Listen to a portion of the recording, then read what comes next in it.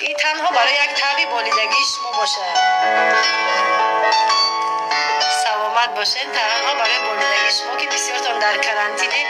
ما بیشتر برای مثال بچه همی که تاجیکستان مثال دورن در سفرن چقدر حاضر در کرانتینه بسیار زیقن، برای اینا بسیار زمزمه کردم که کم ترم باشن یک بخشون خوش شود.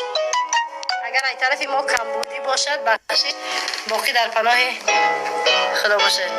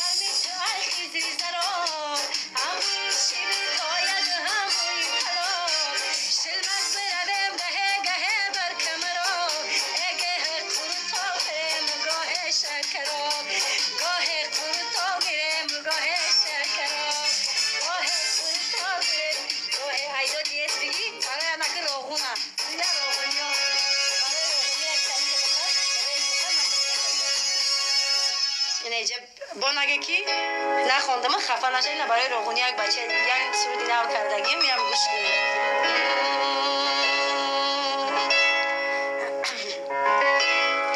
بچه هوا بلندیه رشته دل کندیم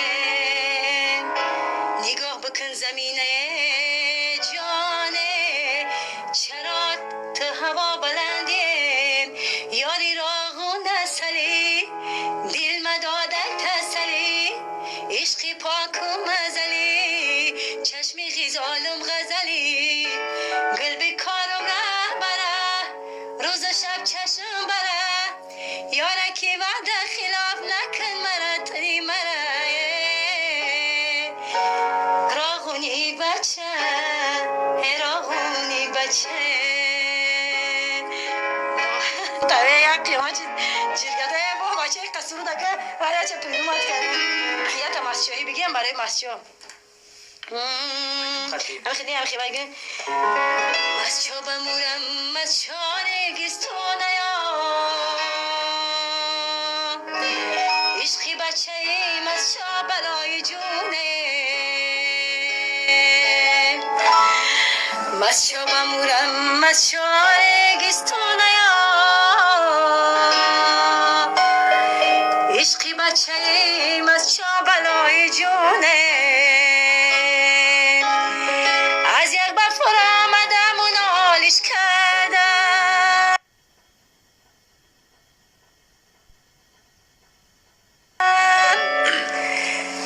سنگایی در این خونه تبالش کردم